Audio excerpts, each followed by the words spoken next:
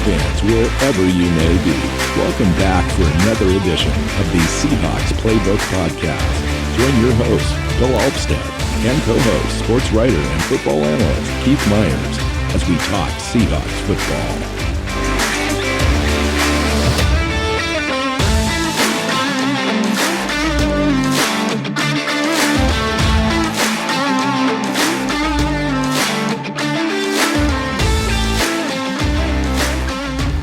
Hey Seahawk fans, welcome back to another edition of the Seahawks Playbook podcast. I'm your host, Bill Alvstad, sitting down with co-host Keith Myers, here to talk Seahawks football. Fun show today planned. Keith, how you doing?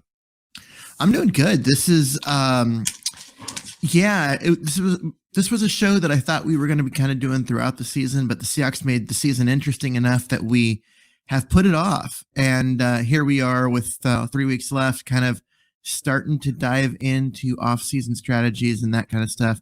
The Seahawks kept the season interesting much longer than you and I expected. So that's not a bad thing. And it could still get interesting. I mean, I'm not going to completely write them off. Pete Carroll seems to think they're going to rebound out of this 4 out of 5 game slump. And there's a chance to do that. I don't know if that necessarily comes with Kansas City. And I know after that, if we lose to Kansas City, people are really going to assume that it's over, but the last 2 remaining games are winnable games at home that could slide Seattle back into the playoff race if other teams provide an assist. But back to your original point, it seemed like we started the season with a certain level of expectation.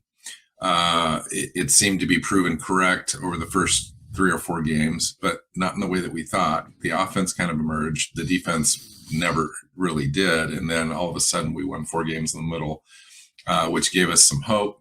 That loss to Tampa Bay and Munich, Germany, began a slide that hasn't yet ended, losing 4 out of the last 5 games to take Seattle out of first place in the NFC West, all the way out of the playoffs. Currently the 8th seed now, but there's a gap kind of in between us and the 7th seed, and who knows what's going to happen. So my question to you is, where are we at as a franchise as far as this roster is concerned? And today I thought what we do is we take a look at the overall draft strategy next year and free agency and where the roster is. How far do we have to go in order to get competitive, or at least in the same ballpark as the 49ers, which are clearly the kind of the pinnacle of the NFC West right now, and one of the better teams in the NFC overall.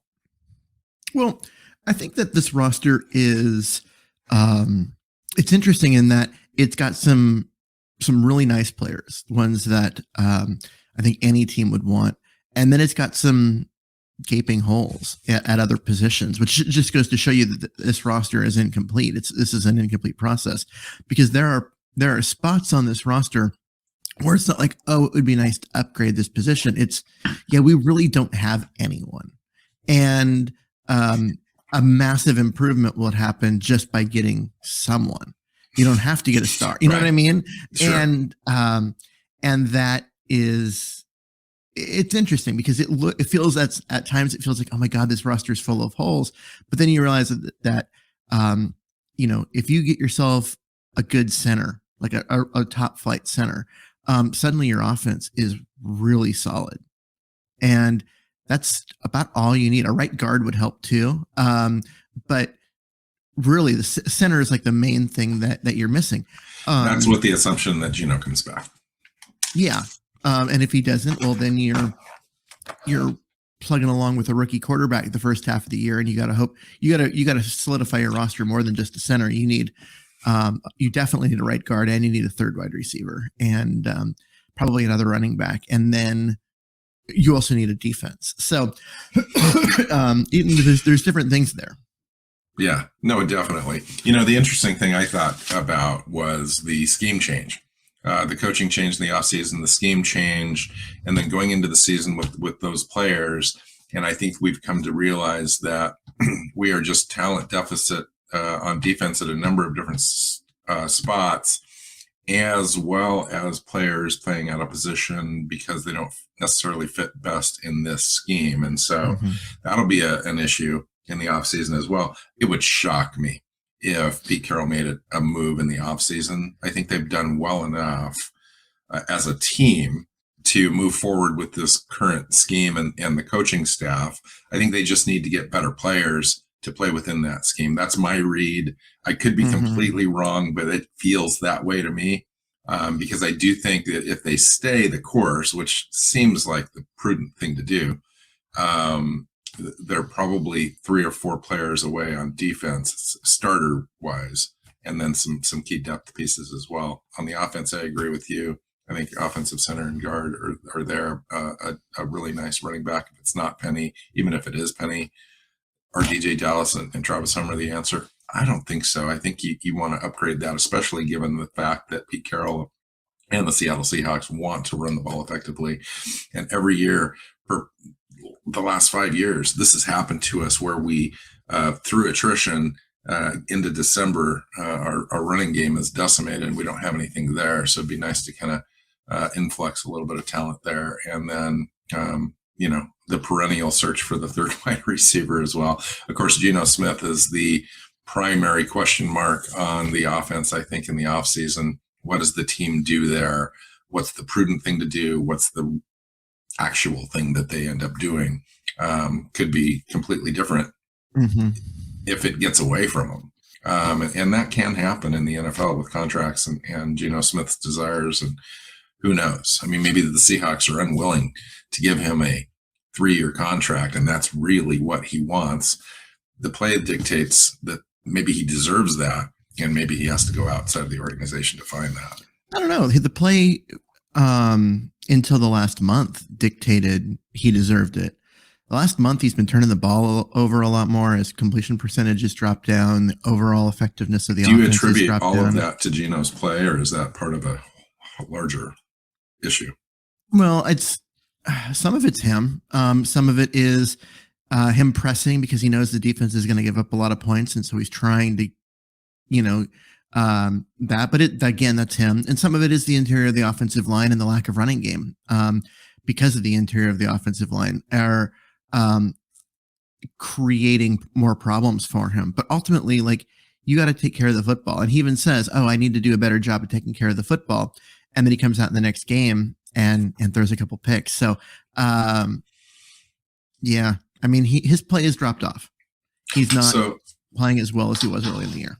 So, okay, so let's move this conversation forward, and let me ask you this: if you could, on the fly here, rank the positions of need on this team as you kind of see them, so we can kind of begin the conversation knowing what we need. Okay, so I'm going to start with quarterback. That could be Geno. It's just a matter of you have to answer that question first. So that would be one. To me, number 2 would be defensive tackle, defensive line. You've got to upgrade on the defensive line. It's killing you. 3 would probably be center. 4 would be middle linebacker. And so you're looking at, your the core of your front 7 on defense, and your quarterback center right in the middle of your offense too. Yeah. And you could add, it might be down the list. It could be up at the top, depending on how the draft falls and free agency goes, but you need to solidify that starting cornerback opposite Tariq Woolen.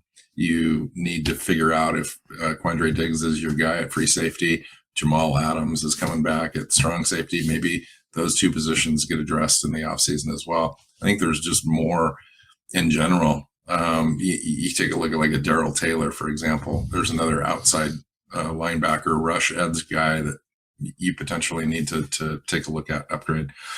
Yeah. So it's bigger than it seems, but some of these things are just depth and rotation pieces as well. Okay, so with that said, why don't we take a look at the cap space first, and we'll have a little free agency conversation. Over the cap is what I used. It shows that next year's cap is space available is $53,782,000. That puts it at about an effective cap rate at about $36-37 million, which means that's what we have to be able to sign free agents, including Geno Smith. The big thing with that, now that ranks 5th in the NFL, and it seems like it's a really big number, and it is a good size number, but we have only 31 players. Yeah, 31 players. 33 players signed currently into next year. So we need to have a bunch of bodies come in, and we have to sign all those guys. So by my estimation, we can generate an additional $40 million in cap space, or roughly $60 million in functional cap space overall, to sign Geno Smith plus some key free agents if we do some potential cap cuts and or extensions.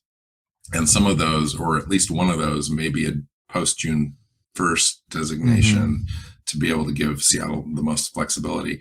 I'm not going to go through all the numbers specifically, but the players we're talking about: Jamal Adams, Gabe Jackson, Quandre Diggs, Shelby Harris, Al Woods, they all have a significant amount of salary, non-guaranteed salary, that Seattle could create cap space. Now, cutting those players would create a bunch of dead money as well, but the total savings would offset that. So there is some ability there. And then Uchenna Nwasu has a cap number of $12.76 million next year. He's probably a player that Seattle would like to retain long term. Yep. He's under a 2-year contract, so 1 year remaining, and that's an option to restructure. So out of that, I think, we have a ton of flexibility is the larger point here, to do almost whatever we want to do in free agency before we get to the draft. Yeah, I mean, extending Nwasu could lower that cap number down. It pushes it out in the future years, but if you're going to have him on the roster anyway, it doesn't really matter that much. Same could be true for Shelby Harris, Quandre Diggs. And then, of course, there is the Jamal Adams question, which he's got a cap number of $18 million next year. They've gotten pretty much nothing from him, and since the trade, at some point it's just a sunk cost, and you've got to move on. If they go with the post June 1st designation with him, they save $11 million. Can you replace what he's given you for $11 million? The answer is absolutely, because he's given you very little. And so, especially if it's on a rookie deal. Yeah. And so I'm looking at Adams and thinking he's probably played his last down as a Seahawk, just for that reason. And then the other thing is, people go, well, you may need that cap space before June 1st. Well, one, you don't, you can cut someone with a post June 1st designation in March. Prior to June 1st, yes. Yeah, and you don't, now granted, you don't get the cap spaces usable until June, but during the off season, only the top 51 players on your roster count against the cap. And so, and you don't have to worry about functional cap space. You need to get yourself, in a situation where you can get yourself down under the cap, under what you need, to pay all your rookies and free, injuries and all that kind of stuff. You can do that as you go. You don't have to have it at all times. And so it's something that they could definitely do with Adams, and then, worry about the fact that they need that functional cap space later, but they'll get it before they need it. So it would be possible. Yeah. So I think that, you can make an assumption here that the team tries to re-sign Geno, and it's going to be around 30 million. It could be 20, but let's just say it's 30 for this discussion, because that's kind of where that unexclusive free agent tender is for. What am I trying to say, Keith? Franchise tag. And so if things get squirrely and they really want to retain Geno Smith to provide continuity for next season, that's the number they'd have to spend. It's about 31 million.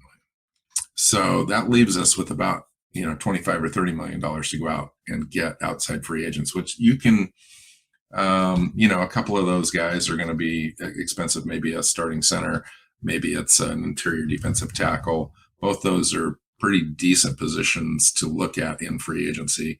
Because a center, to have a competent center that's that is proven, is a good thing to go look at in free agency. And then a defensive tackle is less expensive than an edge rusher or a really good outside linebacker or wide receiver, et cetera. So you can get some good value there. Yeah. And then if you go and you start to look at the, at the market as far as like who's available, and especially at center, there's some options. There's some guys that are there. Connor McGovern with the Jets is one that I think people will look at, and like Bradbury from the Vikings is a guy that's going to be available. Kessenberry from the Texans maybe is someone that you'd look at. So there are some options. You're not just like bottom of the barrel kind of stuff.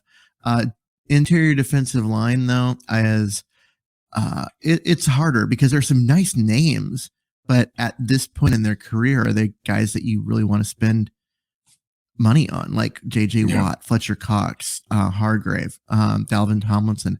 At this point in their career, I don't know. I'd have a hard time. It's hard because Javon Hargrave is 31 years old next season, but he's just such a great player still.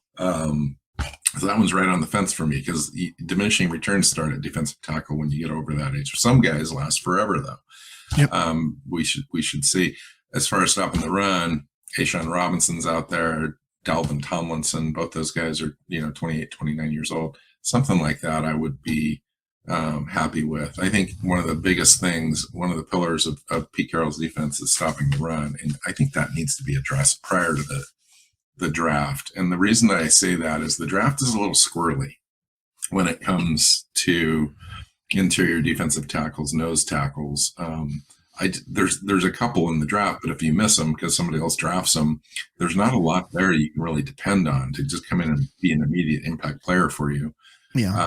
And so it's tough. Now, guys like Jalen Carter are out there, but he's more of a 3-tech guy. He's more of an interior disruptor. He's going to be able to stop the run for you, but he's not that anchor. And beyond, just a couple of players in the early rounds, there's just not a lot that you can count on again to come in and immediately play. So having that solved, I think, in free agency is probable to me. Mm-hmm. Yeah. And, if you're going to address the edge, you've got a few players out there, obviously, Marcus Davenport, Zach Allen, et cetera. And inside linebacker is interesting to me. Rashaan Evans, Tremaine Edmonds, Levante David. Those guys could be upgrades over Cody Barton. But it seems Levante David's he was drafted the same year as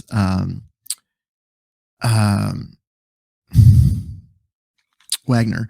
And sorry, my brain just skipped there for a second. But yeah, so he was drafted the same year as Wagner. He's older. If they were going to pay David, they should have just paid Wagner. So, there's things like that you look at. There are some guys though, that you look at. Anthony Walker Jr. from the Browns is a guy that will garner some attention, and Justin Houston. Yeah, there's some players. There's some players out there. It's a question of, who does Seattle prioritize on bringing in, and that'll be really interesting to me. Nicholas Morrow of the Bears is an interesting one to me. And throughout this offseason, we'll get into depth. This is just kind of an initial conversation around it. How about some draft talk, some 2023 draft talk, because that's the fun stuff. Everyone likes to talk about that, and so do we. Our current draft pick moved down, unfortunately, in the last 24 hours. We're now 3rd overall in the draft. Denver ended up winning against the Cardinals. The Cardinals can't do anything right this year. They're having a hard time as a franchise. I think they're going to move on from their general manager, Keim, this offseason, possibly their head coach. It's a mess. It really is a mess there. Okay, so we've got currently the 3rd pick overall and the 15th pick in the first round, 2 second-round picks, 35th overall, 49th overall. So we have a lot of ammunition up at the top of the draft. So it'll be fun. Let's talk draft strategy a little bit. So we know we've got all these picks, but now what do we do? What do we do with them to maximize our value and opportunity? Do we stay at the top and draft one of these premier guys that everyone talks about and falls in love with? Or do we say, it's just as likely that some of those guys end up being draft busts, and if we drop down or accumulate a few more picks, that's just more numbers in the lottery and gives us more opportunity to solve more problems. What do you think, Keith? Well, what they do, what they want to do, what the whole strategy is, everything depends at quarterback. What do you want to do? If you're going to commit to Geno for 3 years, maybe you are okay with moving down and that. But if you aren't, if you're not ready to say Geno's the guy, then you got to stay at 2 or 3, wherever you end up with, from Denver's pick, so that way you can get one of these elite quarterbacks. You're not going to be at the top of the draft again. This is your one time to be at the top of the draft where you can get a quarterback. So you better go get one when you can. And I think that ultimately that's probably the play, even though everyone's going to be like, oh, Jalen Carter, get him for the middle. Having a Will Levis or a Bryce Young. When you've got 5 or 6 holes on your defense, Jalen Carter's a great piece, but he's one player. Yeah, and so you can get yourself a quarterback, and then with that second pick, the 16th pick, maybe you move it down from that one, from 16 to like 21, and you pick up an extra third and do something like that in order to fill in more holes. But I think at the top of the draft, you kind of have to stay there and get that quarterback. I've created a scenario where, let me speak to this Geno Smith thing. The team and Geno's camps have both come out and said we'd like to get a deal done. I assume that that's true, and I assume that they will. Yeah. And if they do, that really does afford us an opportunity to move around a little bit. And I would actually expect it. So if Geno's signed prior to the draft, which is going to happen, I would expect Seattle to move around a little bit, because there's just so much value there to do it, especially with the high overall pick. Say it's 2 or 3. There's going to be some teams that want to go get their quarterback. Yes. I can't remember who was it. I lost it. Somebody just came out with an article this morning. Barnwell, I believe, came out with a list of 19 teams that could potentially want to start a new quarterback under center in 2023. Now, it doesn't mean all of them will. Some of them will just change teams and so forth. But there's going to be at least 4 or 5 teams that would love to be able to select one of these premier quarterbacks out of this draft in the first round that aren't able to currently because they're not high enough in the draft. Those are your trade partners potentially. I think that there's a couple where Seattle could only have to drop back 2 or 3 spots and pick up some draft opportunities here. For example, if we traded to the Detroit Lions, Detroit's winning now. They're 7-7, better than advertised, which you and I talked about at the beginning of the year. I'm kind of actually happy for them.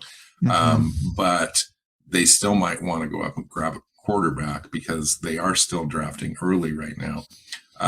They're drafting 5th overall because of that Los Angeles Rams trade.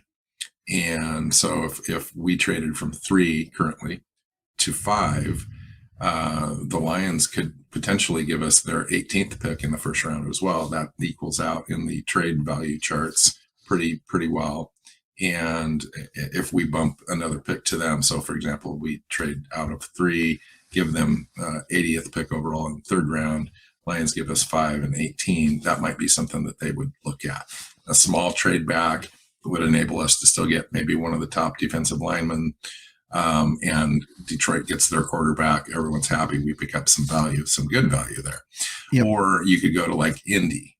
Seattle trades, 1-3 to 1-6. Indy sends us 237, 384, something like that. And we have 2 additional high picks in the top 100. That's also something that would be attractive to Seattle, not dropping back a whole bunch, but still maybe have the opportunity to draft a Jalen Carter or a Anderson or something like that. Yeah. So you look at the teams that don't have a quarterback that are in that range. They're in the top 10, but below Seattle. And you've got Indy at 6, Atlanta at 7, Carolina at 8. And there's your list, right? And so, because Green Bay, even if they trade, Rodgers this offseason, they're probably going to roll with Love just to get them through a cap hell year and then figure out what they're going to do there. And so, yeah, there's not a lot of options. And like you said, Detroit, which is at 5, and 18. So there's another one, but with them, I mean, Goff has really played really well over the last few weeks. Like he's started to make people think, hey, maybe he's not the awful quarterback he was in LA. And I don't know if the coaches and GM there agree with that assessment, but he is starting to play. So there's a question mark there on whether they would even want to move up and try and start over at quarterback. It's not every day. If they're an improving roster and they're dropping, they're in the 5th spot now, potentially even lower. Like we've talked about with Seattle, sometimes you just got to take the opportunity to get your guy. If they've evaluated a quarterback and he's their guy, I think they would try to upgrade that position. Because we know who Goff is. I mean, he is who he is. Now you surround him with a decent roster, he can game manage you to an NFC Championship game. There's no doubt, but there is a cap to his ability if you want to run a full offense, and I think that they would. Okay, so what's your likely scenario? What is a one scenario where you can see it play out and you would kind of favor it? I think that if they were to move down off that 3 spot to 6 or 7, they would be able to do that, pick up a bunch of extra picks, and maybe still get Will Levis as the quarterback of the future. Now, if you're moving down, it's because someone else is moving up to get Bryce Young or CJ Stroud. You have to be confident that Will Levis is the guy, and that he's going to be there. But you look at the way the draft is, and you look at 6.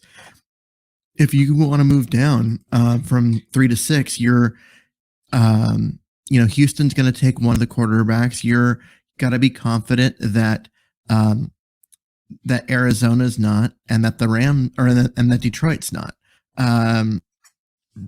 so that you can get that spot at 6. So there's a lot of risk there, and I think you probably don't make that move until draft day, just because of the risk. You don't want to move down to 6 and then have Carolina jump over you and trade with Detroit up to 5, and then that's a great point. That is a great point. Not too often you see a team trade, a week or 2 or 3 ahead of time. Mm-hmm. Yeah, that happens, but yeah. So you have to look at that. People will be like, oh, well, go ahead and make that move, let everyone plan. But then you're looking at, okay, if you're sitting at 6, and Arizona's at 4, and they're like, okay, whether we're sold on Kyler Murray or not, we can't get rid of him. He costs, it's too much against the cap. So we've got to roll with him for at least another year. Carolina jumps from 8 to 4 in front of you and gets the quarterback you were looking at. So you have to be careful with that. Yeah, and that's why I think you just can't marry into a certain player or position at this spot. You've got to almost take best player available, which it gets interesting, because if you do drop back to 6, you're basically wanting a player to fall. Somebody like Will Anderson or Jalen Carter, or if they're really happy with a guy like Miles Murphy, which I'm not, but some people are, then you kind of roll the dice there. And also if you're in love with Bryce Young, for example, or Stroud or Levis, there's 6 or 7 players that I think Seattle would like, but you really just kind of hold your breath because you just never know. I've created a situation where I traded with Indiana. I picked up the 6th pick, the 37th pick, and the 84th pick for that move. And Will Anderson was still sitting there at 6. Now I was hoping that Will Anderson or Jalen Carter or Miles Murphy was sitting there, and just happened to be Anderson. So I jumped all over that. And I did the same thing in a mock where I wanted to see what we could get and then what would be available. And Will Levis was sitting there at 6. Yeah. And actually, when I did this particular mock, it was trading down to 7 because that's where Andy was at the time. But yeah. I did a mock where Will Levis was sitting there at 15, surprisingly. Yeah. So crazy. being able to trade down and still get, your top quarterback. So that turned out to be interesting because that wasn't what I had planned when I made that trade. Is I was hoping that one of the defensive players would fall, thinking that the quarterbacks would all go, and make it so some of the defensive players were available there. But Will Levis was, so I went ahead and took him. But they could still get a guy like Brian Breesy from Clemson at 16. So it wasn't a complete loss as far as upgrading the defensive line. So what is your strategy overall on what remains? How about Seattle's native pick? Currently at 15. Yeah, that's harder because there's a lot of different types of players there. The defensive line guys are mostly gone at that point, at least value-wise. That's the thing is, so defensive line becomes a harder spot. So, and that's where the Seahawks need the help the most. I mean, just straight up, that's where they need the help the most. And so Jalen Carter is going to be gone. Like I said, Brian Breesy was a guy that fell and was available there. Those are your options, I believe, at the top of the draft. Other than that, you're looking at a guy like Gervin Dexter from Florida. But I'm thinking you're not taking him until I picked him early with round my 37th pick. Yeah, actually. early round 2.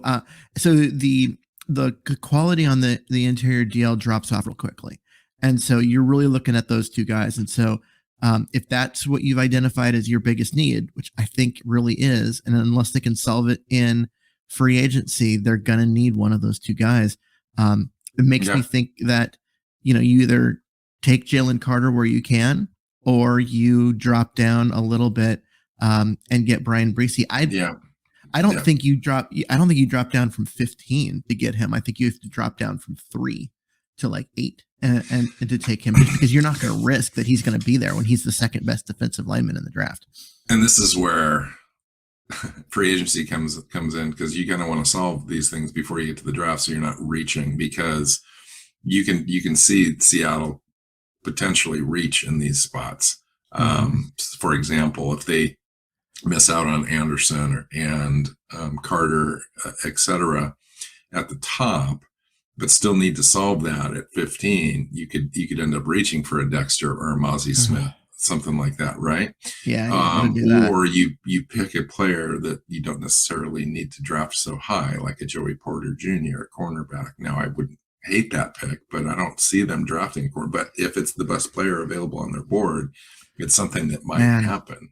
Can you imagine putting Joey Porter Jr. opposite Tariq Woolen? I can, and I like it. And it's in my mock. So I drafted Will Anderson at 6 and Joey Porter at 15, because at 15, if you take a look at the options, you've got some tackles available. Bijan Robinson, the running back, is there. You've got a tight end and Michael Mayer.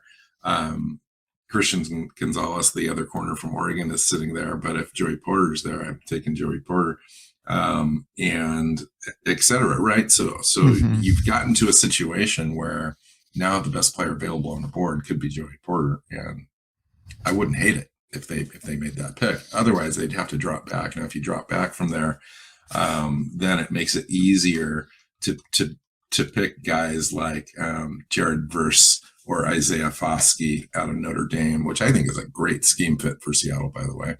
Or Trenton Simpson at linebacker. You justify picking those guys in the late 20s, but not at 15. So that's interesting. One of the interesting things about that that range is there's a lot of offensive tackles that are going to go at this point. Skronsky out of Northwestern. You've got guys like Paris Johnson. You've got Broderick Jones, right? So there's a bunch of offensive tackles.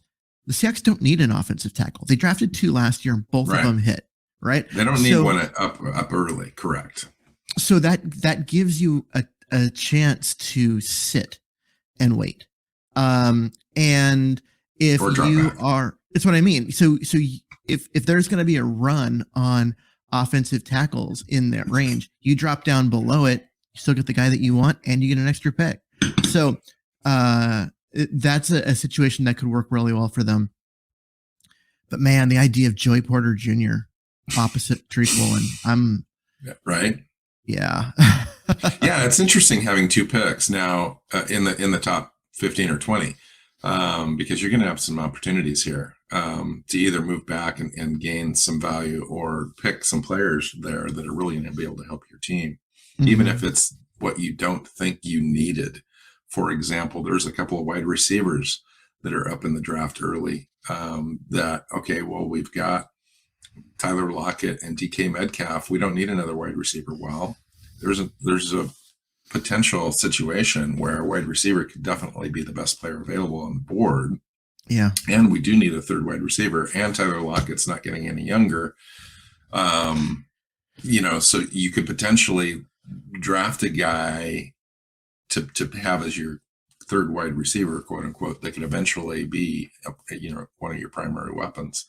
Because you're only up here like this, once a decade, if that, with this opportunity. And so it's fascinating to me because the options are going to be endless. I mean, I can just see us having multiple podcasts around just what our options are in the first round, because it's kind of crazy in the second round. And we've got currently 5 picks in the top 50, Keith, which is just it's like opening Christmas presents. The last time the Seahawks had 2 picks this high, they came away with Earl Thomas and Russell Okung. Yeah, Hall of Famer at safety, and a decade before that they had Alexander, running back, and the offensive guard Steve Hutchinson, which turned out to be one of the best in history, even if he did poison pill contract Seattle. He's still an instant Hall of Famer quality. So you don't get these opportunities. You're talking about wide receiver. So I flipped over and started looking at that, because that to me is one of those things where I'm like, at this point in the draft, I haven't even considered it that much. Although I did mock Quentin Johnston out of TCU, the 6'4" speedster, to Seattle when we did a show a couple of weeks ago. But then you look at maybe Jordan Addison out of USC. That guy is special. Or even a guy like Jalen Hyatt out of Tennessee. If you drop down again and you're sitting there in the lower parts of the first round, you've got some really nice talent at wide receiver that you could end up with at the top of this draft. That's not a need. That doesn't fill a hole. That doesn't do anything. But man, you just you're putting Lockett, Metcalf, and a guy like Johnston out running patterns on every play, and you are making opposing teams sweat. And it's been a while. It's been a while since we've had 3 weapons plus, Ken Walker. That would just be crazy. I mean, talk about fun. Now, in the draft, everyone would be going crazy. Oh, we need defensive linemen. We need this. We need that. Well, yeah, we need like 7 things filled. And how do you prioritize which one it goes first, second, third, and fourth? I mean, if a guy is premier, just like last year, everyone kind of complained about Ken Walker being selected in the second round. It's like, yeah, but it makes our team better. It was a massive need and a special player. And when you combine those two, you're going to get picks that don't make a lot of sense, but make your team better. And that's what that pick was. It wasn't a value pick, but it was a massive need and a special player. So you go ahead and do it. And they've seen, the rewards for it. So one area that I'm interested in the draft, but really haven't studied yet, and you might not have either, is offensive guard / center.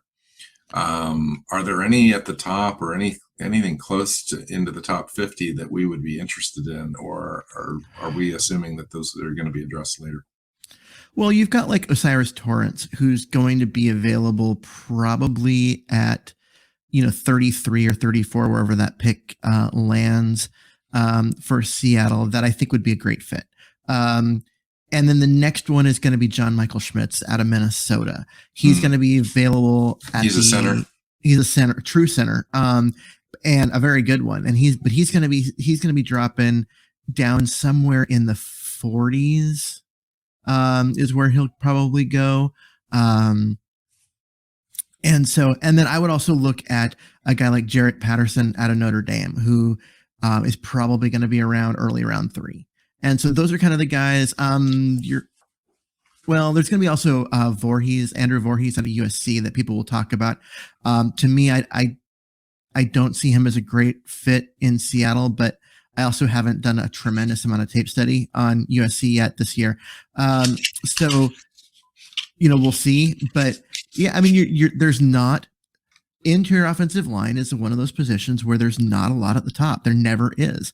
You might get one player that people agree on, like, wow, that's one that you have to take a pick on. But usually you're looking at second, third round picks for the best ones. What current player that you've kind of poked around at and know about that you would just be completely ticked off if Seattle picked them at a certain spot in the draft? You know what this answer is going to be, isn't it? Well, go ahead. It's Bijan Robinson, the running back out of Texas, because that's a mid first round grade.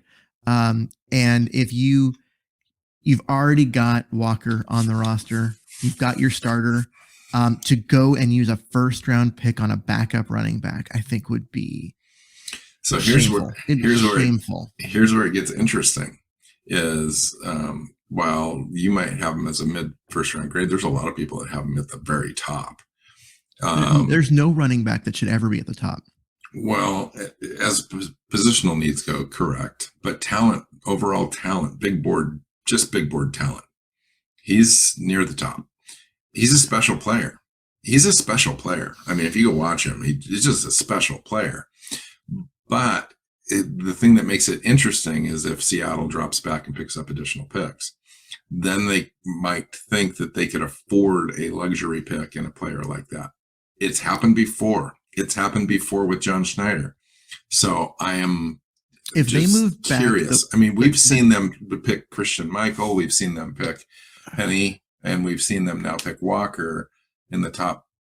Those are in the basically second two rounds of this of the NFL draft, and this is a player in in Robinson that is better than any of those players, in my opinion. Oh, absolutely better than those players. I mean, the scenario that you had earlier, where the Seahawks drop back and they get the 18th pick, so they end up with 3 first round picks.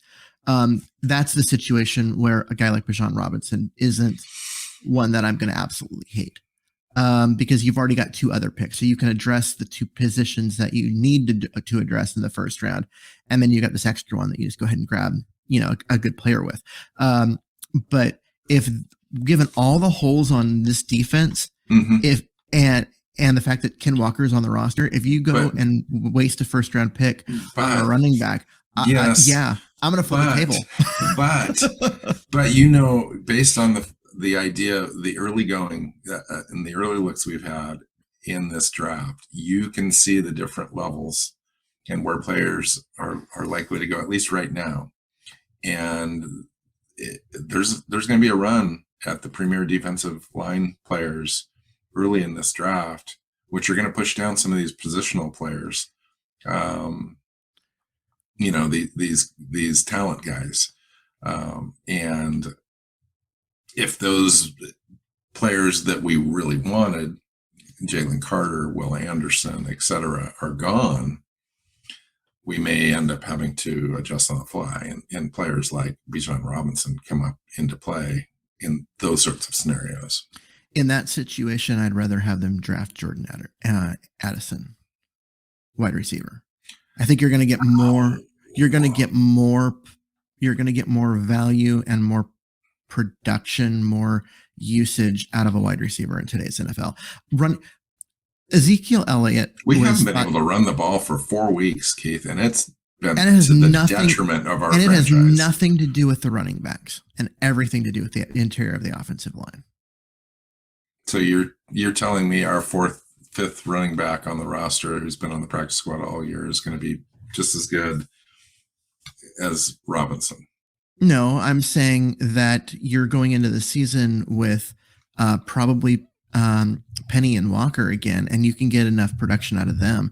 The drop off from Robinson to Penny, let's say, in terms of overall production, when you look at and you project all the things, yeah, he's a better talent, but the drop off isn't that much in terms. Well, the of drop production. off is tremendous when you're only counting on Penny to be available for 8 to 10 games. Well, not if you're not starting him and running him every play like they were doing at the beginning of the year. Then I agree. No, I obviously lean towards your outlook here. So I look at Ezekiel Elliott was considered perhaps the best running back prospect in a generation. And he has mattered very little to Dallas in terms of their overall win and losses over the years. And he's already kind of been replaced as the starter on their team. I mean, he gets the start, but then he gets significantly less touches. Running backs don't have a shelf life, and the drop off in production from the really good ones to the ones that are good, right? And I'm not talking about all the way down to Travis Homer. I'm talking about the drop off from a guy like Robinson to a guy that you'd take in the second or third round. The drop off in overall production is so little that you can justify dropping back that far and letting someone else, take Robinson. It really just doesn't affect your franchise that much because running backs, you go look at San Francisco is a great example. They have had this carousel of running backs over the last few years. Guys that have been scrap heap guys from other teams. Definitely, I agree with you here. It hasn't slowed them down. It starts up front. That's why. It starts up front. They've got a great offensive line. And so I honestly, Robinson would upset me simply because there's other things you can pick, especially if it was in lieu of picking Cyrus Torrance or an edge rusher that was premier, or an interior pass rusher like Jalen Carter. I mean, those are obviously guys at the top, but if you're going to drop back and then you end up picking Bijan Robinson, a guy like Brian, with your drop back, that would really tick you off. Yeah, a guy like Brian Brees or Jalen Carter, if those guys are available and you go, nah, we're going to skip, we're going to move back and then take a running back, like that's such a waste. Why would you do that? Because you have the elite player at a position that actually really matters in the NFL, and you move back to take a running back when you've already got one. That makes no sense to me. Fun. Interesting. Yeah, I expect them to sign Geno Smith. Yep. And I expect them to run Geno Smith out as the starter in 2023. Mm-hmm. And I can't hardly imagine a different scenario right now. But things get squirrely. Changes could happen. It'll be interesting. But I don't know that we'd find the answer in the draft. I think they would address that in free agency, bring in some sort of bridge again to allow a player to develop a little bit, at least initially, unless they get beat out, in training camp, like Russell Wilson won the job originally. Yeah, I mean, that's what they did. They signed a bridge quarterback, drafted Russell Wilson, and then Wilson won the job early. They didn't expect him to take it over that quickly, but he did. And, that was great. But yeah, if they sign Geno to like a 3-year deal to be a bridge, they don't have to go take a quarterback at the very, very top of this draft. You could go look at a guy like Hendon Hooker out of Tennessee. Or even if you really like him, Tanner McKee out of Stanford is another guy that will get some looks. And with that, I mean that those are the kinds of players that maybe you take those guys down in the second or third, fourth round, and develop them because you've got a couple of years. Yeah. Yeah, interesting. So how far would you be willing to drop back in the draft? From which pick? From the first pick. Let's just say it's third overall right now. How far would you be willing to drop back, knowing that if you drop back any further than 3 or 4 spots, you're going to lose out on all the premier interior defending players? If I'm sitting there at 3 and if Jalen Carter is available, I don't move back. If he's not, if he's already gone, I probably wouldn't move back beyond 6. And you're going to get a guy like Will Anderson to drop. And you're there at the top of the draft. If you didn't have 15 sitting there also, then I'm like, yeah, go ahead and move back to 5, then move back to 8, then move back to 11 and get a whole pile of picks. But you've already got 15. You can talk to me in there. Go get talk to me, and we'll finish up with this. Let's have a little discussion around the idea of accumulating picks in this draft versus trying to get some future first round draft picks or future picks as well as part of that drop back package. Okay, so the thing is that when you have the Seahawks have 5 picks currently in, what is it, the top 75 picks. That's a lot of talent and a lot of guys that if you're picking in that range, you're expecting a starter. Now they already had 6 guys from this draft. You get 5 more from next year, or from this coming draft. If you drop down a couple times and you add to that, you make it 6 guys or 7 guys. Now what you've done is you've compressed a lot of your talent into 2 off seasons a couple of years from now, where all of those guys' contracts are coming up, and you're better off spreading them out a little bit. And sure, move back, get some extra picks, make your picks better, but also push the additional picks into next year. So that way you've got, you got 5 or 6 guys from this last draft class whose contracts are all coming up. Then the next year you've got 5 or 6 guys. You don't have like 9 guys whose contract all come up and need like re-signed all at once, because cap wise, it's just going to kill you. That combined with where is the roster now? The first question in this show, are we ready this next off season? We could be. I mean, with the right off season, you got to hit a home run, but you add to that, then you keep your roster, you keep your depth going by adding some picks in the 2024 draft, especially if it's a first rounder. Say if Detroit doesn't want to give you that 16th pick, but they'll be willing to give you a 2024 first rounder, or if it's Atlanta or another team. It's hard. It's frustrating as a fan to see that, because you're giving away value in this draft and you've invested your mind into players in this draft, but next year you'd be really happy if you had 3 consecutive years of 2 first round draft picks. The Eagles had 3 picks last year, and they went ahead and gave one to New Orleans. You and I thought that was to get New Orleans set up for another trade to move up in the draft and go get a quarterback, and it just didn't materialize. Now the Eagles, who are one of the best teams in the entire NFL, are sitting with the 9th overall pick because of that move.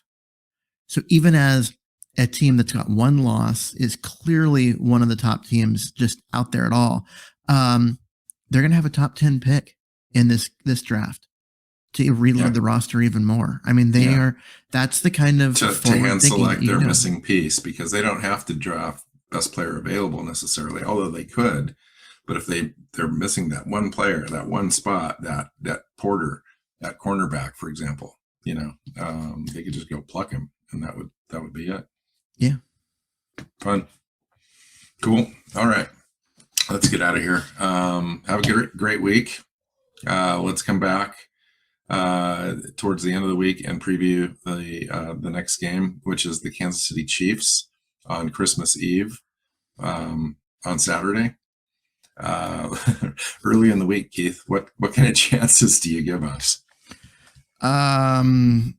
I would say very little, but Houston just gave KC a run for its money, and Houston is bad. Their roster is terrible. And this isn't the first time that Kansas City has had to come back and win at the very end of a game against a bad team. So I've also seen them wipe teams out. Oh, absolutely. I'm just saying that I want to say that Seahawks have no chance, but then I look at what Houston did this week and I go, there's a possibility there that the Seahawks could, sneak up on them. How would it change you if they won? Nothing. Wouldn't it get you a little bit more excited about the next two games after that? Like if they take these two games, they're in the playoffs, and let's see what we can do. They're not going to do anything in the playoffs. They're not going to go on a run in the playoffs. The defense isn't good enough.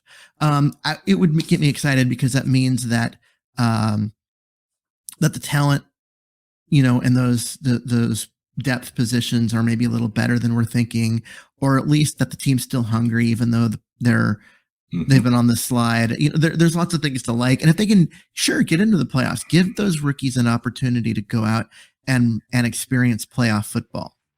Because it is different. And I'd love to see that. But it's not going to change how I view this team, this roster. The roster's still really bad on the defensive side.